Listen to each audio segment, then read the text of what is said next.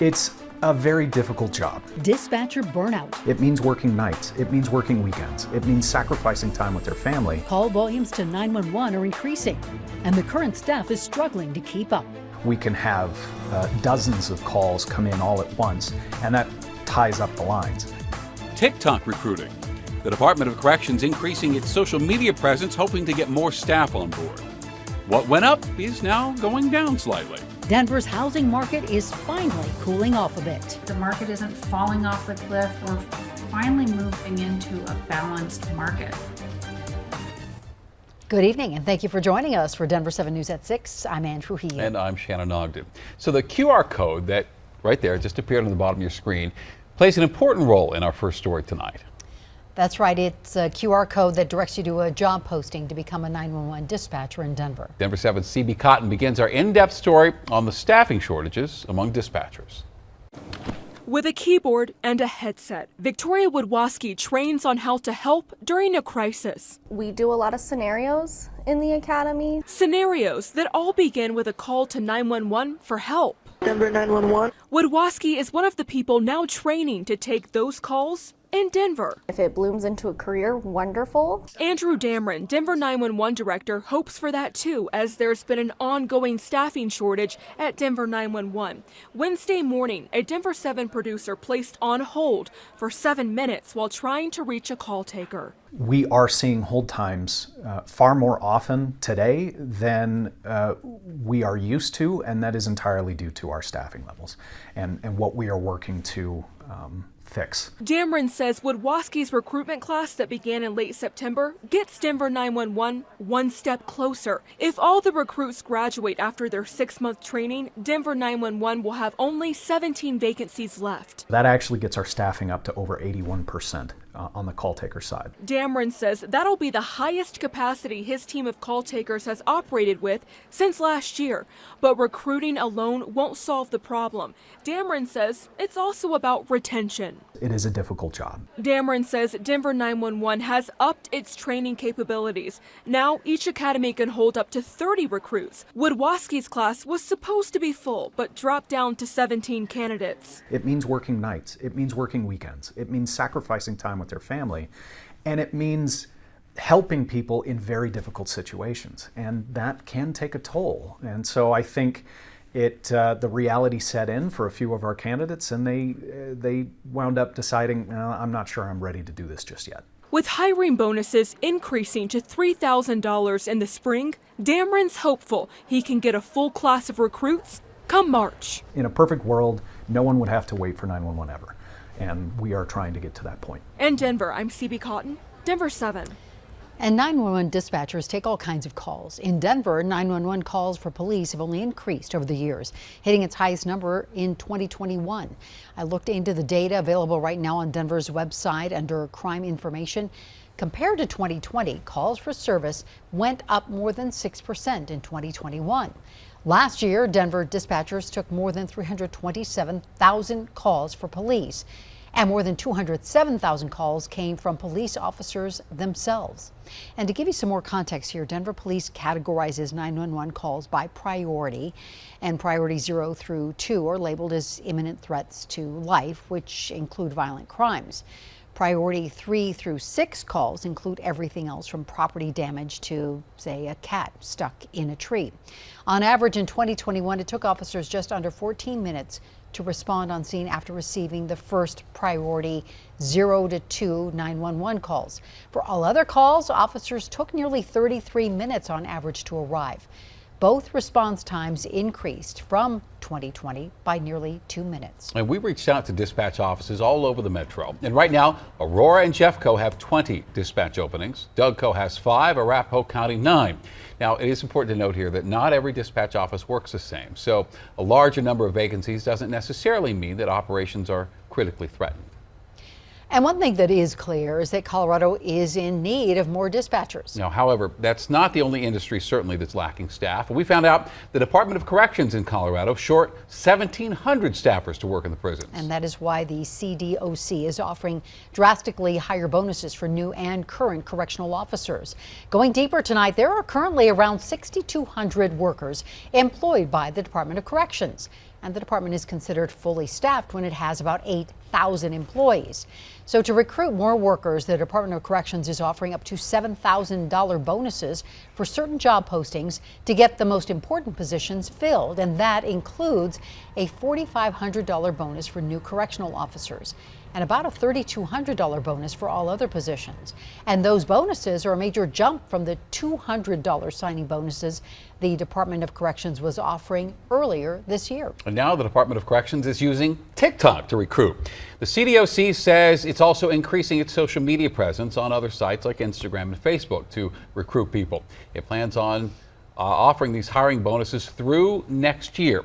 So as for current Department of Corrections operations, I reached out to the CDOC spokesperson, Annie Skinner. She told me the goal is to keep operations running as normal as possible despite the smaller staff. And she added that some facilities may need to postpone some non-essential programs and activities. Now, when asked which programs and activities she was talking about, well, she said one example, some inmate education classes could be taught virtually. The Clear Creek County Sheriff announced today that his office plans to create a crisis response team. And this announcement comes about 4 months after police killed 22-year-old Christian Glass inside his car after he called 911 for help with his car. The video released last month shows the moments leading up to an officer shooting and killing Glass. The body cam video raises some questions over how officers responded. And in the video, police admit Glass was not being accused of any crime. Now, Glass's family also released a statement today saying, quote, had a crisis response team been in place in June, Christian would have been alive today. The National Historic Site where the Sand Creek Massacre took place is now going to double in size. The site is located just south of Kit Carson near the eastern border of southeastern Colorado. During the 1864 massacre, U.S. soldiers killed hundreds of indigenous people.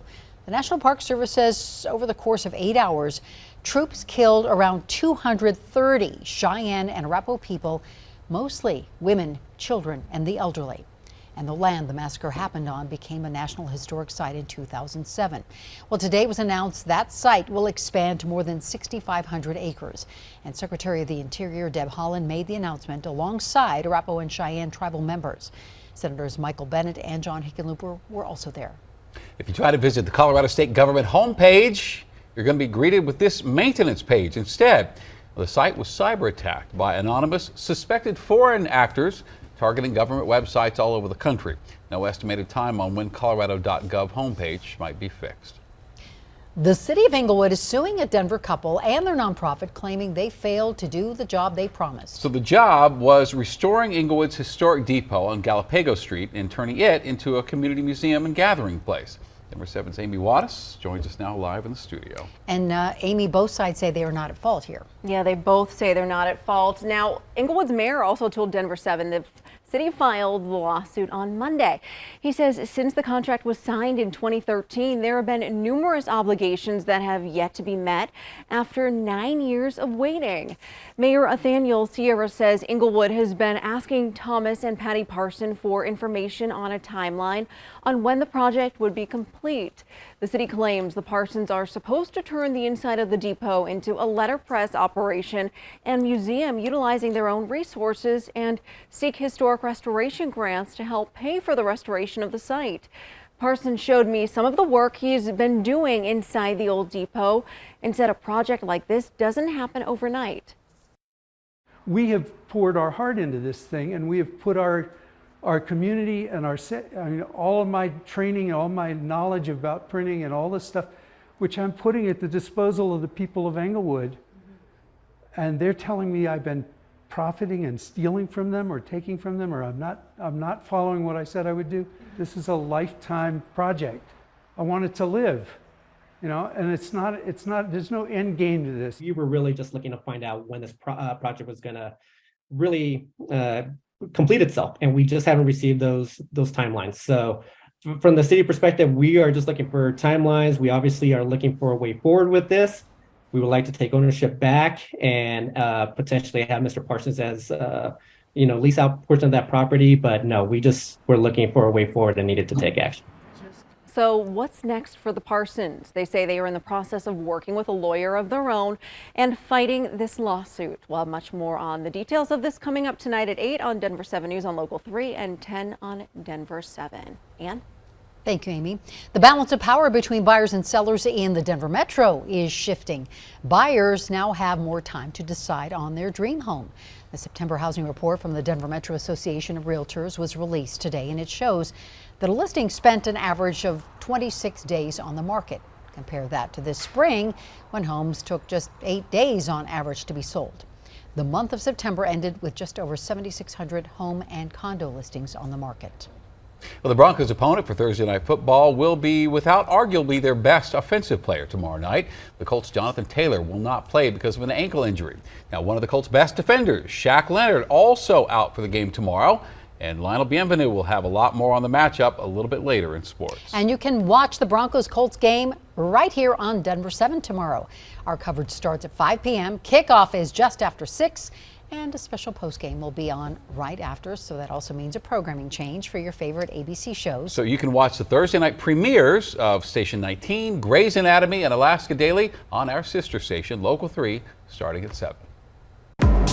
This couldn't be a fair and legal way to treat your tenants. Finally getting some closure. Tenants evicted from a downtown apartment complex win their lawsuit against the landlord that kicked them out. The protections of the contract needed to be given to the tenants. 60s and 70s made it a beautiful day today. Coming up, we may see our first chance for snow. Plus, hundreds of brews are heading back to the convention center. Organizers are reminding everyone to pace themselves. Last but not least, you don't have to drink every sample you taste.